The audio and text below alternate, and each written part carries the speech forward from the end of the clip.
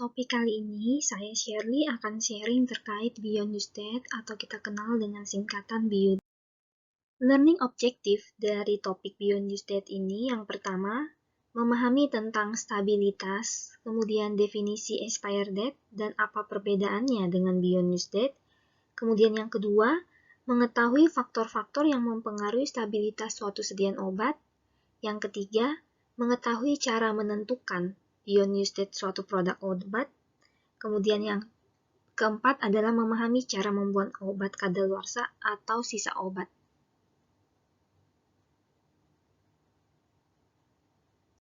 Dengan demikian, berikut ini outline topik Beyond Newsted. Yang pertama adalah definisi dari stabilitas Beyond Newsted dan expired date. Yang kedua, faktor-faktor yang mempengaruhi dan tanda produk tidak stabil. Kemudian yang ketiga adalah penentuan dari Beyond Newsted. Kemudian yang keempat, bagaimana cara membuang obat yang kadaluarsa atau sisa obat yang tidak digunakan lagi. Topik pertama, definisi. Suatu produk dikatakan stabil apabila karakteristiknya baik secara kimia, fisika, mikrobiologi, dan efek terapeutik dan toksikologi tidak berubah dari spesifikasi yang sudah ditetapkan oleh pabrik pembuat obat, baik selama penyimpanan maupun sampai produk itu digunakan. Jadi, semua produk yang belum digunakan itu harus terjamin stabilitasnya sampai produk tersebut digunakan. Sekali lagi, stabilitas apa? Kimia, fisika, mikrobiologi, dan efek terapeutik serta toksikologi. Nah, apa akibat apabila suatu produk tidak stabil? Yaitu kita ketahui bahwa pasti efektivitasnya dan keamanannya terganggu, yaitu akan mengalami penurunan. Kalau kita korelasikan antara stabilitas dengan masa kadaluarsa, maka kita bisa ketahui bahwa semakin menurun stabilitas suatu obat, maka masa kadaluarsanya juga semakin cepat atau semakin pendek. Masa kadaluarsa adalah batas waktu penggunaan obat di mana jika melebihi dari tanggal yang ditentukan, maka obat sudah tidak dapat digunakan. Istilah kadaluarsa pada suatu sediaan obat dikenal dengan dua istilah, yaitu expired date dan Beyond Newsted. Apa yang menjadi perbedaan masa kadaluarsa yang disebut dengan expired date dan Beyond Newsted? Expired date adalah masa kadaluarsa di mana obat belum dibuka dari kemasan primernya, dan selama disimpan pada tempat yang tepat, itu disebut sebagai masa kadaluarsa expired date. Kemasan primer yang dimaksud adalah, contohnya, sediaan cair. Yang melekat dengan sediaan cair itu adalah botol. Jadi botol itu disebut sebagai kemasan primer.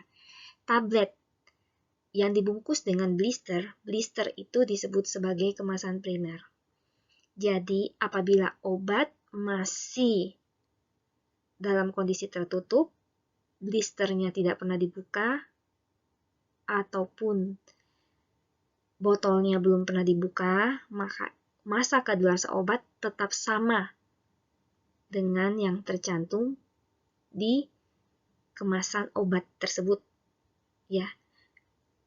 Jadi expired date itu waktu yang tercantum di kemasan obat yang ditentukan oleh pabrik pembuat.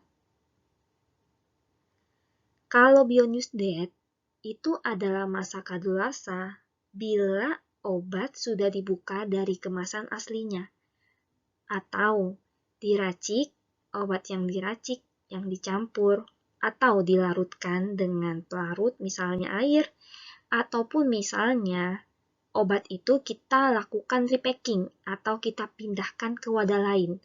Maka masa kadaluarsa tersebut ditentukan sejak kemasan primer dibuka, diracik, dicampur, atau dilakukan repacking. Nah, masa expired date yang tercantum di wadah kemasan obat itu tidak berlaku lagi. Tetapi yang berlaku adalah beyond use date apabila sekali lagi sediaan itu sudah dibuka. Jadi, expired date itu berlaku bila sediaan obat belum dibuka. Tetapi apabila sediaan obat telah dibuka dari kemasannya dicampur, maka masa kadaluarsanya kita sebut sebagai beyond use date. Apa fungsi dari informasi beyond use date? Yang pertama adalah menunjukkan waktu di mana obat atau sediaan harus digunakan sebelum beresiko mengalami degradasi, baik secara kimia, fisika, ataupun secara mikrobiologi, karena adanya kontaminasi mikroba. Yang kedua, fungsi dari beyond use date itu sebagai peringatan atau warning kepada tenaga kesehatan ataupun masyarakat sebagai pengguna sediaan obat, bahwa sediaan steril ataupun sediaan non-steril yang diracik atau yang sudah dibuka dari kemasan primernya sudah tidak boleh digunakan sejak tanggal yang dinyatakan dalam beyond use date. Topik kedua, faktor apakah yang mempengaruhi stabilitas suatu sediaan obat? Sebelum kita melihat faktor-faktor yang mempengaruhi stabilitas obat, maka kita mengenal dulu ada 3 jenis stabilitas. Yang pertama adalah fisika, kimia, dan mikrobiologi. Stabilitas fisika. Beberapa bentuk ketidakstabilan secara fisika mungkin terjadi. Misalnya, bisa jadi sediaan tidak stabil dan akhirnya membentuk kristal. Penyebabnya adalah yang pertama, mungkin adanya fenomena polimorfis. Contohnya sediaan antibiotika chloramphenicol. Bisa terjadi perubahan bentuk dari yang awalnya amorf menjadi kristal. Kemudian yang kedua terjadi reaksi larutan jenuh. Dapat dengan adanya kejenuhan dapat menyebabkan terjadinya presipitasi atau pengendapan saat terlarut yang disebabkan oleh mungkin salah satunya adanya perbedaan suhu atau temperatur. Kemudian yang kedua, itu bentuk ketidakstabilan secara fisika bisa terjadi bentuknya misalnya sediaan eliksir yang cair atau salep atau krim bisa mengeras karena kehilangan air. Jadi kehilangan zat yang mudah menguap. Stabilitas kimia. Dengan adanya suhu atau temperatur yang berubah dari yang seharusnya atau kelembaban yang tidak sesuai dengan kondisi penyimpanan, yaitu terjadi peningkatan suhu atau kelembaban, kemungkinan akan dapat menyebabkan terjadinya reaksi hidrolisis, sehingga struktur senyawa dapat berubah. Dengan demikian, kita dapat simpulkan bahwa efektivitas dari obat dapat berkurang ataupun beresiko mengalami toksisitas atau keamanannya menurun. Selain suhu dan kelembaban yang bisa menyebabkan reaksi hidrolisis, paparan sinar atau cahaya dan udara juga dapat menyebabkan reaksi oksidasi ataupun hidrolisis.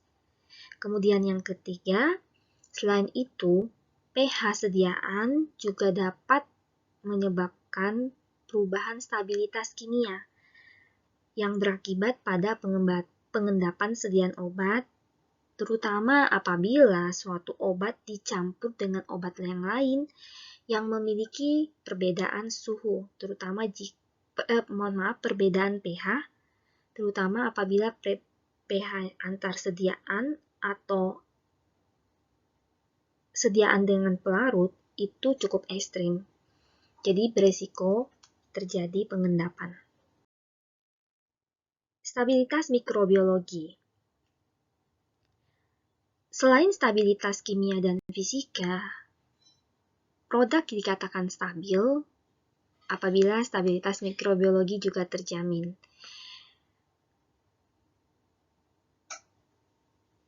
yaitu tidak adanya kontaminasi mikroorganisme, baik jamur, bakteri, virus, dan parasit.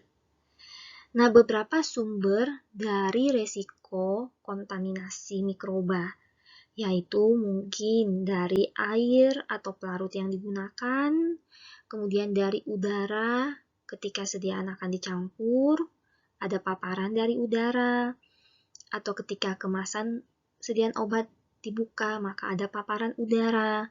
Di air, udara, bahan baku, wadah obat, dan penutup, bahkan tenaga kesehatan atau personil yang terlibat dalam proses pencampuran ataupun pasien itu sendiri, dan instrumen peralatan yang digunakan saat melakukan pencampuran, itu semuanya merupakan sumber kontaminasi. Berikut ini tabel beberapa kontaminasi mikroorganisme. Misalnya pada air, kemungkinan mikroorganisme yang ada itu adalah Pseudomonas, Flavobacterium, Achromobacter, Xanthomonas. Di udara mungkin ada paparan dari mikroorganisme seperti Penicillium, Aspergillus, Bacillus, dan jamur.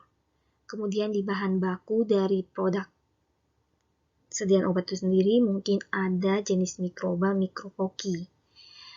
Dan yang biasanya personil, yaitu manusia itu sendiri, kemudian yang merupakan kontaminasi bersumber dari personil adalah coliform, Staphylococcus, dan Streptococcus. Dari stabilitas tersebut, maka kita bisa menyimpulkan ada beberapa faktor yang mempengaruhi stabilitas, yaitu yang pertama suhu. Tadi udah dijelaskan bahwa suhu dapat mempengaruhi stabilitas secara fisika dan kimia. Suhu sangat mempengaruhi stabilitas sediaan obat, karena dengan kenaikan suhu akan mempercepat atau meningkatkan reaksi oksidasi, reduksi, dan hidrolisis. Dengan adanya reaksi tersebut, maka kandungan obat dapat terdegradasi, sehingga produk obat menjadi rusak. Kemudian yang kedua, faktor lain yang mempengaruhi stabilitas adalah pH. pH yang bersifat asam dan basa mempengaruhi laju dekomposisi senyawa dari obat. Beberapa obat stabil pada pH antara 4 dan 8. Obat yang bersifat asam dan basa lemah memiliki kelarutan yang baik saat terionisasi dan laju dekomposisinya lebih cepat. Jika terjadi penyesuaian pH untuk meningkatkan kelarutan, akan berisiko meningkatkan ketidakstabilan. Sebenarnya, salah satu cara untuk menjaga stabilitas adalah dengan menghindari perubahan pH yang ekstrim, menjaga konsentrasi pelarut, dan menjaga suhu. Hal lain yang dapat dilakukan untuk mencegah perubahan pH secara drastis biasanya dilakukan dengan penambahan buffer atau dapar. Yang ketiga, faktor yang mempengaruhi stabilitas adalah cahaya. Cahaya yang dimaksud itu tidak hanya sinar matahari, tetapi juga resiko cahaya lampu. Dengan adanya cahaya itu bisa memberikan efek panas dan reaksi fotokimia yang meningkatkan resiko terjadinya reaksi oksidasi, sehingga menyebabkan ketidakstabilan sediaan obat. Cara untuk mencegah paparan cahaya adalah biasanya dengan menyimpan sediaan pada botol coklat atau dilapisi dengan aluminium foil. Yang intinya adalah mencegah paparan sinar matahari. Kemudian yang keempat, pelarut atau eksipien atau bahan tambahan. Beberapa sediaan obat jenis pelarut sangat mempengaruhi stabilitasnya. Penambahan pelarut, terutama air, akan menyebabkan juga reaksi oksidasi, hidrolisis reduksi, serta meningkatkan resiko pertumbuhan mikroorganisme pada sediaan. Sebagai contoh, apabila kita lihat stabilitas sediaan padat dibandingkan cair, maka padat lebih stabil dibandingkan sediaan cair, terutama sirup yang direkonstitusi atau dicampur. Jadi sirup yang awalnya bentuknya serbuk kering dicampur dengan air, maka stabilitasnya pasti lebih rendah dibandingkan dengan sediaan tablet. Kemudian yang kelima, kelembaban. Kondisi yang lembab berarti udara mengandung banyak air. Dengan udara yang lembab dapat menyebabkan sediaan obat mudah mengalami hidrolisis. Obat yang terhidrolisis akan menyebabkan kerusakan sediaan obat. Untuk itu, lokasi penyimpanan dan jenis kemasan obat, terutama untuk obat yang bersifat higroskopis yang mudah menarik air, harus diperhatikan. Dengan kelembaban juga, itu dapat mempengaruhi stabilitas mikrobiologi, karena kondisi yang lembab menyebabkan resiko sediaan mudah ditumbuhi mikroorganisme. Pada beberapa brosur obat, sering dikatakan simpan obat di tempat kering. Menurut definisi dari Farmakope Indonesia edisi 4 tahun 2020, tempat penyimpanan yang dipersyaratkan kelembabannya relatif rata-rata tidak melebihi 40% pada suhu ruangan. Kemudian, faktor yang keenam adalah kemasan. Beberapa material dari kemasan itu ada yang terbuat dari gelas, plastik, logam, dan karet. Jenis kemasan dari obat, terutama untuk obat yang dikemas ulang atau dicampur atau diracik harus diperhatikan. Pilihlah kemasan yang bersifat inert atau tidak bereaksi atau tidak berinteraksi dengan sediaan obat. Salah satu bentuk material kemasan yang bersifat inert adalah kaca, karena resikonya dia tidak mudah berinteraksi dengan sediaan obat, sehingga resiko ketidakstabilan baik secara fisika dan kimia itu sangat kecil. Resiko ketidakstabilan. Yang ketujuh adalah ruang pencampuran. Ruang pencampuran ini terutama harus diperhatikan untuk sediaan steril. Untuk menjaga stabilitas mikrobiologi, maka pemilihan ruang pencampuran obat harus diperhatikan, terutama untuk pencampuran, sekali lagi, obat sediaan steril. Karena seperti yang kita ketahui di sebelumnya, bahwa air, udara, bahan obat, kemasan, personil, instrumen yang digunakan, dan lingkungan sekitar proses kita melakukan pencampuran itu sangat beresiko terhadap kontaminasi mikroorganisme. Berikut ini kita lihat salah satu contoh sediaan yang suhu berpengaruh terhadap stabilitasnya. Ini merupakan leaflet dari sediaan meropenem. Dikatakan bahwa apabila meropenem yang merupakan antibiotika yang bentuk sajian injeksi, jika sudah dilarutkan atau direkonstitusi, maka segera mungkin digunakan. Apabila mau disimpan, maka sebaiknya tidak lebih dari 3 jam apabila penyimpanannya di suhu kamar, yaitu kurang lebih di bawah 30 derajat Celcius. Apabila sediaan tersebut kita simpan, setelah kita larutkan kita simpan di suhu 2-8 derajat Celcius, maka stabilitasnya adalah 24 jam. Jadi terlihat bahwa suhu penyimpanan yang berbeda, itu stabilitasnya berbeda. Di mana kita lihat suhu pada kulkas lebih rendah, di mana stabilitas sediaan obat semakin lama dibandingkan apabila sediaan obat disimpan di suhu kamar. Yang kedua adalah pH.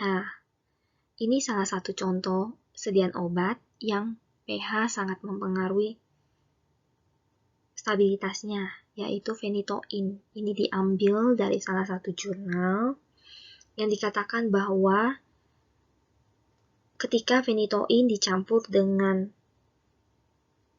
dextrose, maka dia tidak stabil.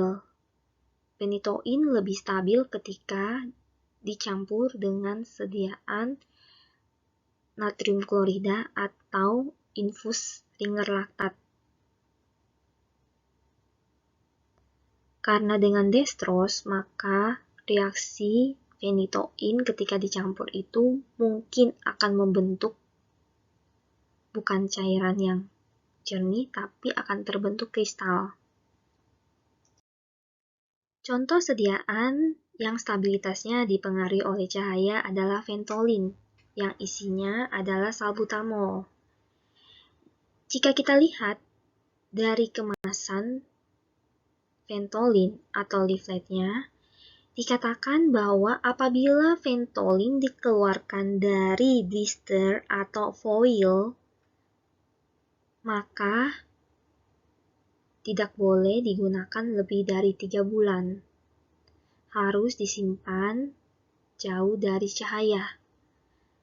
Kita tahu bahwa Ventolin sediaannya bentuknya cair, kemudian ada filenya. Setelah filenya ada, ini ada namanya foil. Yang seperti ini digambar.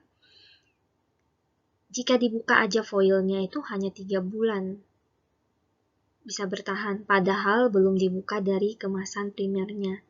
Jadi jelas bahwa cahaya sangat mempengaruhi stabilitas dari sediaan Ventolin. Kita lihat bagaimana pengaruh pelarut terhadap sediaan obat. Salah satu contoh sediaan yang pelarut, jenis pelarut yang digunakan akan mempengaruhi stabilitasnya, yaitu salah satunya adalah merofen. Merofen ini isinya adalah antibiotika meropenem. Kita lihat di leafletnya, dinyatakan yaitu pertama, ada jenis pelarut.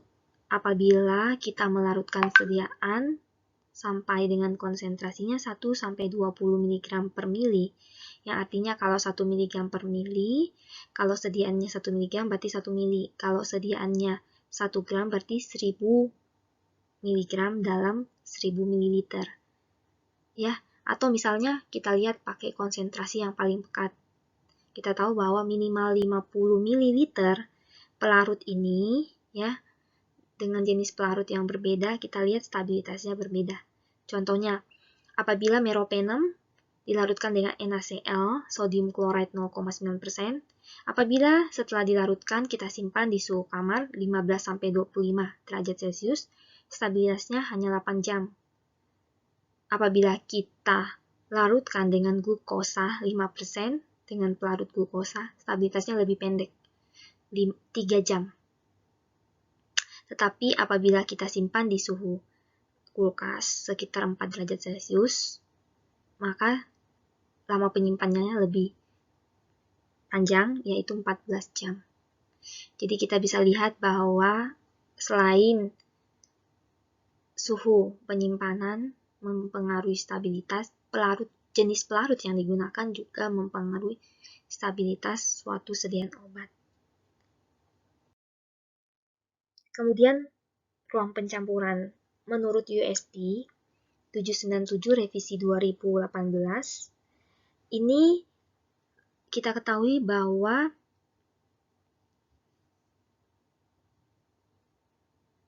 menurut USP, ruang pencampuran, lokasi kita melakukan pencampuran, itu akan mempengaruhi stabilitas secara mikrobiologi. Kalau yang tadi suhu, pH, kemudian pelarut, kemudian cahaya.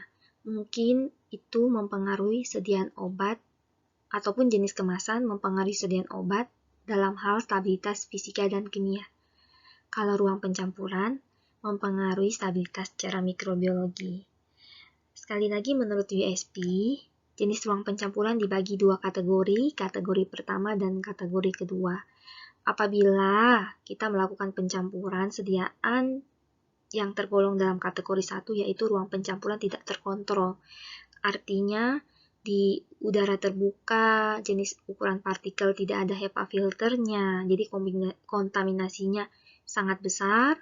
Kemudian kita tidak menggunakan alat pelindung diri, itu maka sediaan yang kita campur itu secara mikrobiologi stabilitasnya hanya kurang dari 12 jam apabila disimpan di suhu kamar. Kalau sediaan itu setelah kita campur dan kita simpan di suhu kulkas 2-8 derajat Celcius, maka stabilitasnya kurang dari sama dengan 24 jam. Bagaimana kalau sediaan itu kita lakukan pencampuran dalam kategori 2? Kategori 2 dibagi menjadi 2 juga. Yang pertama, apabila kita melakukan pencampuran di ruang bersih dengan adanya sirkulasi udara yang memiliki filter, yang dibatasi ukuran partikelnya dan juga mikrobanya, kemudian proses pencampurannya dengan teknik aseptis, tetapi ada satu atau bahan yang tidak steril dan tidak ada sterilisasi, maka stabilitasnya di suhu kamar setelah sediaan obat dicampur itu 1 hari. Kalau kita simpan di kulkas 4 hari. Kalau kita simpan di freezer di suhu kurang dari minus 20 derajat Celcius 45 hari. Kemudian apabila kita melakukan proses pencampuran dengan teknik aseptis di ruang bersih dengan laminar airflow atau biologika safety cabinet, walaupun tidak ada proses sterilisasi, tapi komponen awal dari sediaan itu semuanya steril, maka stabilitasnya lebih panjang. Ya, 4 hari kalau suhu kamar, kemudian suhu kulkas 10 hari, kemudian di freezer 45 hari. Berikut ini tanda produk yang tidak stabil. Kita lihat sediaan tablet, tandanya adalah warna, bentuk, rasa, dan bau tablet berubah dari yang sebelumnya. Kemudian kemungkinan bentuknya bisa ada bintik noda pada tablet, atau tablet menjadi lembek, lengket, atau basah. Kemudian tablet itu mudah hancur, rapuh, menjadi bubuk, atau tablet terlepas dari kemasan primernya. Tanda suatu sediaan kapsul tidak stabil atau rusak adalah bentuk, warna, bau, dan rasa kapsul berubah, cangkang kapsul bisa melunak sehingga isinya keluar, kemudian antara cangkang kapsul bisa lengket satu sama lain, atau dia lengket dengan kemasannya. Kapsul ada 2 jenis, soft kapsul dan kapsul hard yang seperti gambar yang biasa teman-teman lihat. Kalau soft kapsul itu yang isinya biasanya sediaan yang cair, misalnya sediaan minyak yang dimasukkan dalam kapsul, biasanya dibuat dalam bentuk soft kapsul. Kalau yang padat biasanya hard kapsul ya, seperti yang tertera pada gambar. Nah, sediaan puyer atau pulverous, ya, sediaan racikan serbuk, tandanya sudah tidak stabil adalah bau dan rasa serbuk berubah, serbuk menjadi basah, lembek, lengket, dan lembab, kemudian kemasan puyer itu sudah terbuka atau rusak, atau robek, kemudian yang pasti kalau basah berarti puyernya lembab juga, kemudian mungkin serbuknya sudah berubah warna yang mungkin putih jadi kuning atau bahkan hitam atau coklat, atau di serbuknya itu ada bintik-bintik, noda bintik-bintik.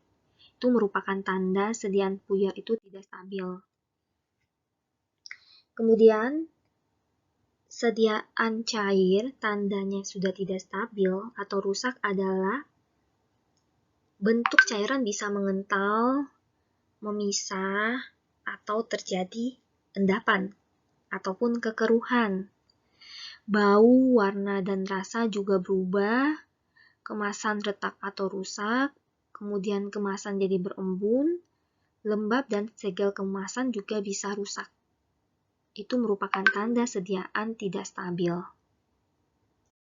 Untuk sediaan semi-solid, tanda kerusakan obat semi-solid, baik bentuknya salep, krim, gel, atau lotion, yaitu terjadi pemisahan atau sediaan menjadi keras atau kental, bau, rasa, dan warna berubah.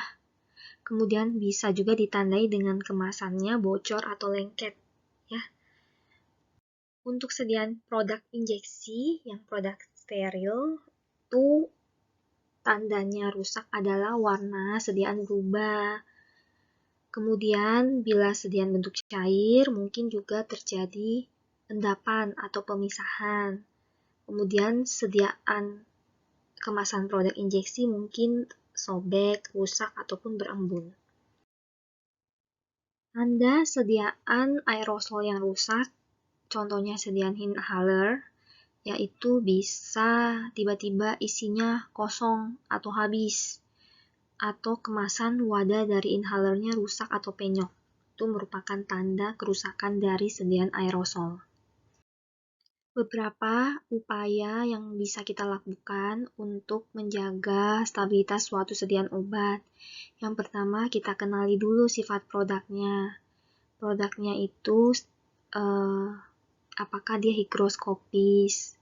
Kalau higroskopis berarti hindari area penyimpanan yang lembab, ataupun misalnya sediaannya jangan diracik. Karena kalau diracik, maka digerus, kemudian ada paparan sinar, ada paparan udara, maka bisa jadi lembek. Kemudian yang kedua, kita harus mengenali karakteristik wadah yang kita gunakan. Apakah cocok dengan sediaan obat kita, terutama jika kita melakukan repacking atau pemindahan sediaan obat ke wadah lain. Usahakan pilih wadah yang sekali lagi yang sifatnya inert atau tidak berinteraksi dengan sediaan obat, contohnya yaitu botol. Kemudian yang ketiga, kita harus tahu obat itu disimpan di mana, maka kita harus membaca label atau kemasan syarat penyimpanan obat. Kita simpan obat sesuai dengan aturan penyimpanannya. Kita tahu bahwa suhu penyimpanan ada dua, suhu kamar yaitu sekitar 20-25 derajat Celcius. Ada juga sediaan yang bilang di bawah 30 derajat Celcius, itu suhu kamar. Kalau suhu kulkas itu sekitar 2-8 derajat Celcius. Kalau misalnya sediaan harus disimpan di kulkas, maka kita simpan di kulkas. Kalau kita sediaannya menyatakan bahwa harus simpan di suhu kamar, kita sebaiknya simpan di suhu kamar. Jadi menyimpan obat sesuai dengan suhu penyimpanannya dan tempat penyimpanannya. Kemudian yang harus kita perhatikan adalah tempat kita menyiapkan obat, terutama sediaan yang bentuknya racikan, baik racikan non-steril maupun racikan steril, terutama racikan steril, karena stabilitas sekali lagi tidak hanya kita lihat dari sisi fisika dan kimianya, tapi kita juga harus tetap menjaga stabilitasnya secara mikrobiologi. Yang ketiga, kita masuk ke bagaimana menentukan bionewsdate. Sebelum menentukan bionewsdate, kita bagi dulu dua kategori sediaan, yaitu sediaan non-steril. Itu contohnya sediaan racikan puyer, kapsul, kemudian sediaan tablet, sirup, emulsi, krim, salem, lotion, tetes telinga yang bentuknya masuk melalui oral ya, atau misalnya melalui topikal kulit juga, itu kita kategorikan non-steril. Tetapi kalau sediaan steril itu adalah sediaan mata, salep mata, dan sediaan injeksi yang masuk ke pembuluh darah. Itu kita kategorikan sebagai sediaan steril.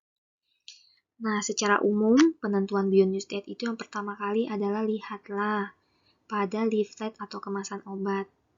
jika misalnya di dalam leaflet atau kemasan obat tidak tercantum beyond use date-nya atau masa kadaluarsanya, maka kita cari informasi dari buku referensi atau literatur primer. Kalau misalnya tidak ada lagi di buku referensi, kita cari artikel atau jurnal yang terkait dengan penelitian spesifik, kita sesuaikan dengan sediaan obat yang kita cari. Kalau misalnya tidak ada, maka langkah yang terakhir adalah kita lihat aja ketentuan petunjuk umum dari USP ataupun BPOM. Leaflet sediaan, ini contoh beberapa leaflet yang mencantumkan beyond use date obat. Contoh ini sediaan tetes mata, dikatakan bahwa jika sudah dibuka dari kemasannya maka ED-nya itu bukan lagi seperti ED yang tercantum di kemasan yang misalnya bulan 1 Januari 2021 tidak, tapi sejak dibuka maka terhitunglah 4 minggu. Stabilitasnya berarti hanya boleh digunakan dalam waktu 4 minggu. Setelah 4 minggu maka sediaan sudah tidak stabil lagi, maka kita harus buang walaupun ada sisa. Ini contoh sediaan sirup kering yang dilarutkan ya. Sediaan sirup kering yang dilarutkan itu asitromisin. Jadi sediaan asitromisin bentuknya cair, ketika mau digunakan dilarutkan dengan aqua, air 8 mili, kemudian jika sudah dilarutkan maka stabilitasnya itu hanya 5 hari. Dan syarat penyimpanannya di suhu kamar dan hanya boleh digunakan dalam waktu 5 hari. Setelah 5 hari maka obat ini sudah tidak stabil dan kita harus buang. Nah, ini contoh leaflet sediaan yang tadi ya, meropenem. Ini menyatakan jika sudah dilarutkan maka sebaiknya disimpan di mana dan berapa lama. Kenapa sebaiknya kita lihat dari leaflet sediaan? Kenapa penentuan beyond use date adalah pertama itu yang utama kita lakukan dulu penelusuran literatur dari leaflet sediaan obat. Kenapa alasannya ini? Teman-teman bisa lihat ada 2 macam leaflet. Jadi di sebelah kanan ini adalah leaflet meropenem, di sebelah sini adalah leaflet merofen. Merofen ini isinya adalah meropenem juga, jadi sebenarnya sama-sama meropenem, tapi satu generik, satu mitu ya, merek dagang. Nah, yang membedakan adalah pastinya juga pabrik ya. Nah, setiap obat itu walaupun kandungan bahan aktifnya sama, tapi bisa jadi proses pembuatannya beda, kemudian bahan tambahan yang ada di dalam setiap produk bisa beda. Sehingga itulah yang mempengaruhi stabilitas suatu sediaan obat. Kita lihat aja contoh di meropenem, leafletnya kalau dilarutkan dengan NaCl, maka setelah itu dia boleh disimpan 3 jam di suhu kamar. Kalau suhu kulkas 24 jam. Kita lihat merofen yang isinya meropenem. Kalau dilarutkan NaCl, ya 0,9%, dia stabil 8 jam di suhu kamar. Kalau di kulkas 48 jam. Jadi bisa dilihat bahwa dengan jenis sediaan bahan aktif yang sama, meropenem, tapi pabrik yang membuat beda, maka stabilitas bisa beda. Dengan demikian, kenapa tadi kita harus pertama kali melihat beyond use date suatu sediaan obat itu dari leafletnya. Kalau tidak ada, maka kita cari di buku referensi atau panduan standar. Kalau di panduan standar ini kita lihat nih meropenem ya. Ini meropenem. Sediaan meropenem, kalau tadi ya ini yang konsentrasinya 1-20%, kalau dilarutkan di NaCl itu 4 jam. Padahal kalau leaflet merofen tadi 8 jam ya. Kemudian kalau di suhu kulkas 24 jam, pada merofen tadi 48 jam. Jadi memang ada perbedaan, tapi kalau di leaflet tidak ada, kita coba ambil di buku referensi. Ya. Nah, ini contoh referensi vaksin ya. Vaksin bisa ambil di WHO. Ini hanya contoh aja sumbernya. Kemudian yang ketiga, kalau tidak ada di leaflet, kita pindah ke buku referensi. Kalau buku referensi nggak ada, kita lihat di jurnal penelitian. Yang penting dari jurnal penelitian adalah ketika kita membaca itu, usahakan mendekati dengan sediaan obat yang kita mau cari, beyond use date-nya. Contoh kita lihat ini ya, salah satu jurnal artikel terkait dengan stabilitas dari parenteral nutrisi ya. Ini kandungannya itu di sini ada asam amino dan gula dan beberapa elektrolit ya, stabilitasnya itu dikatakan 4 bulan ya. Ketika setelah dicampur 4 bulan dan disimpan di suhu kulkas stabilnya ya. Baik secara fisika, kimia, dan mikrologi katanya aman sampai 4 bulan. Tapi kalau kita lihat judul yang ini adalah parenteral nutrisi juga ya. Nutrisi parenteral juga, tetapi dengan jenis penelitian yang beda. Dan kalau ditelusuri lebih dalam, parenteral nutrisinya ini adalah ada kandungan asam aminonya, vitamin, dan juga ada lipid. Ternyata dikatakan bahwa sedian ini stabil secara kimia 24 jam. Jadi paling penting adalah kita cari literatur harus menyesuaikan dan baca dengan teliti dan jelas isinya, karena tergantung dari komponen suatu sedian dicampur itu bisa mempengaruhi stabilitas. Jadi usahakan ketika studi literatur, cari literatur yang komponennya mirip dengan sedian yang kita cari. Nah, kita lihat masing-masing ya. Kalau misalnya yang terakhir itu adalah berdasarkan dari standar. Misalnya tadi di leaflet nggak ada, di buku referensi kita cari juga nggak ada, kemudian jurnal artikel kita tidak ada juga, maka yang keempat adalah kita mengikuti panduan ya, panduan dari USP atau BPOM. Nah, kita lihat masing-masing. Kalau misalnya nih dari USP ya menyatakan bahwa sediaan racikan non-steril ya. Jadi sediaan racikan misalnya puyer atau misalnya serbuk kering, tadi sirup kering yang dilarutkan dengan air, maka stabilitasnya apa itu kan termasuk non-steril ya. Nah, kita lihat bahwa misalnya sediaan itu dicampur dengan air dan tidak ada pengawetnya, maka 14 hari beyond state-nya.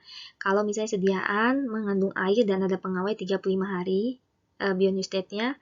Kalau misalnya sediaan yang dicampur itu non-aqueous ya, tidak mengandung air, misalnya suspensi minyak atau salep krim yang tidak ada kandungan air, misalnya itu 90 hari tahannya. Kalau sediaan padat itu contohnya misalnya kita melakukan pencampuran sediaan padat dengan padat, serbu dengan serbu jadi pulverized, misalnya seperti itu 180 hari. Ini menurut USP. Tapi dari BPOM itu kalau puyer ya sediaan solid serbuk ya, itu bila sudah diracik sebaiknya kalau ada sisa itu atau tidak diperlukan lagi maka disarankan dibuang, jangan disimpan. Nah, ini kita ambil beyond state menurut ketentuan BPOM. Ya, kalau tadi USP ini yang non-racikan ya. Kalau tadi kan racikan non-steril, ini non-racikan non-steril. Contoh dari BPOM menyatakan bahwa misalnya tablet kapsul kita buka dari kemasan primernya ya, kita rusak blisternya, maka dia stabilnya 2 bulan. Kan seringkali ada beberapa pasien yang penyakit kronik yang rutin menggunakan obat tertentu, sudah dibukakan dari blisternya, terus dimasukkan di kotak-kotak obat Senin, Selasa, Rabu, Kamis, Jumat, Sabtu. Nah, itu harus hati-hati karena sebenarnya kalau obat itu udah dibuka, dimasukkan di kotak itu stabilitasnya sudah berkurang. Jadi jangan terlalu lama ya membuka tapi belum digunakan. Kalau tablet kapsul sekali lagi itu stabilitasnya 2 bulan. Kalau sediaan sirup atau cairan obat luar ya, apapun itu yang bentuknya cairan obat luar ataupun misalnya salep atau krim yang di dalam tube ya, dalam tube itu setelah dibuka itu stabilitasnya 6 bulan. Tapi kalau misalnya di ED ya, expired date-nya yang di kemasan itu misalnya bilang Januari, contoh lah, ini misalnya bulan Maret 2021 ya. Kita buka di bulan Maret, maka stabilitasnya paling lama itu adalah di bulan September 2021. Tapi kalau misalnya ternyata di kemasannya ED-nya bulan Juli 2021, maka ED-nya ya bukan 6 bulan September, tapi ya Juli 2021. Apabila sediaan krim atau salep itu dalam bentuk pot ya, tube itu beda ya, tube mungkin teman-teman tahu kan tube. Kalau pot itu yang pot biasa gitu kan. Itu stabilitasnya 3 bulan, ya lebih rendah lagi. Ya karena mungkin kalau tube kan dia lebih kecil lubangnya segala macam, jadi paparan udara juga lebih sedikit, jadi dia lebih stabil ya. Kalau pot itu kan lubang kemasannya lebih besar gitu, mungkin itu salah satu faktor mempengaruhi kenapa dia kalau salep krim dalam pot tertutup itu malah stabilitasnya setelah dibuka tuh 3 bulan ya. Dari sejak tanggal dibuka ya.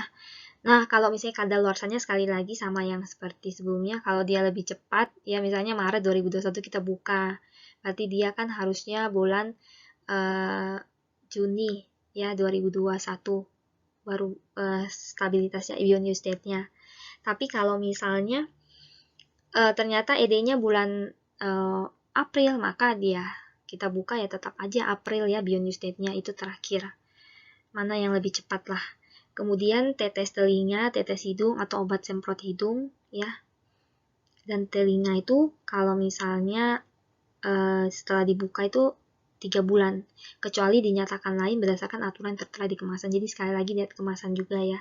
Kemudian insulin. Insulin bila belum dibuka maka bion state-nya sama dengan ED. ED ya expiry date yang ada di kemasan. Tapi bila sudah dibuka maka bion state-nya itu 28 hari. Dan disimpannya bukan di suhu kulkas tapi di suhu kamar. Ya, 28 hari. Insulin, obat untuk diabetes ya, atau obat yang gula darahnya tinggi.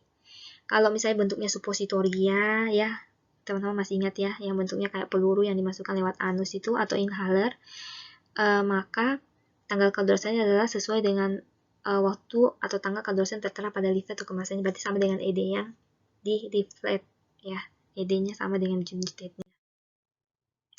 Kecuali misalnya suppositoria itu jadi kalau misalnya tidak mengalami perubahan bentuk warna dan bau maka ED-nya segitu. Tapi kalau misalnya ternyata selama penyimpanan terjadi perubahan bentuk warna, bau dan rasa maka ya obatnya sudah expire ya. Balik lagi kita harus melihat juga secara fisik sediaan ya. Kemudian bion state yang ini itu adalah sediaan steril ya. Kalau yang tadi kan sediaan non-steril, non-racikan, sediaan racikan, non-steril. Nah, ini sediaan racikan steril menurut USP. Ya, panduannya itu kita lihat mikrobiologi. Jadi, walaupun secara fisika kimia, sediaan itu lama, tapi kita harus lihat sediaan stabilitasnya secara mikrobiologi. Kalau secara mikrobiologi menyatakan dia lebih pendek, misalnya secara fisika kimia, dia tahan 24 jam, tapi secara mikrobiologi hanya tahan 12 jam, maka kita tetap mengikuti bion state yang paling cepat, yaitu 12 jam. Ya. Nah, ini kalau USP, sediaan racikan steril, kita tadi udah dijelaskan ya, berdasarkan kategori pencampurannya. Mungkin saya tidak jelaskan lagi. Jadi penentuan bion state sediaan steril apabila tidak ada di leaflet, kita lihat di referensi atau buku. Kalau nggak ada di referensi buku, kita lihat di jurnal penelitian. Kalau nggak ada jurnal penelitian, kita ambil dari panduan USP. Ya, secara umum seperti ini. Nah, bagaimana cara membuang obat? Obat yang baik dia expire atau obat yang sudah melewati bion state-nya atau obat yang sudah tidak stabil ya rusak yang dari tadi ya bentuk tandanya misalnya bau, bentuk, rasa, warna itu udah berubah. Cara membuangnya adalah yang pertama. Sekarang itu sebenarnya kalau jumlah obat kita banyak, sebenarnya kita bisa nitip ke fasilitas layanan kesehatan seperti puskesmas, rumah sakit, dan apotek. Setahu saya K24 itu kimia farma itu kita bisa titip obat kita yang udah ED atau yang rusak kita titip untuk dibantu untuk buang. Kemudian yang kedua adalah ikuti petunjuk cara pembuangan jika ada di leaflet ya. Kalau enggak, berarti kalau jumlahnya sedikit, kita bisa buang sih sendiri secara mandiri bersama dengan sampah rumah tangga kita. Caranya itu adalah yang pertama kemasan sekunder baik apa istilahnya ya, baik dusnya itu harus kita robek supaya nggak disalahgunakan, kita gunting-gunting, kemudian kalau bentuknya tube kita keluarkan dari tube ya selap krimnya. Kalau misalnya tablet maka kita hancurkan dulu, kita buka dulu blisternya, kita hancurkan, kemudian kalau sirup kita buka nanti dari botolnya. Nah, caranya itu adalah keluarkan obat dari wadahnya ya, baik botol tadi, blister maupun tube ya, dan buat obat itu menjadi tidak utuh. Nah, setelah itu kita masukkan ke dalam campuran tanah atau ampas kopi ya, kemudian kita tutup rapat, kita masukkan ke dalam tempat sampah. Demikian. Oke, referensi yang saya gunakan ada beberapa. Sekian sharing saya terkait dengan bion state, semoga bermanfaat.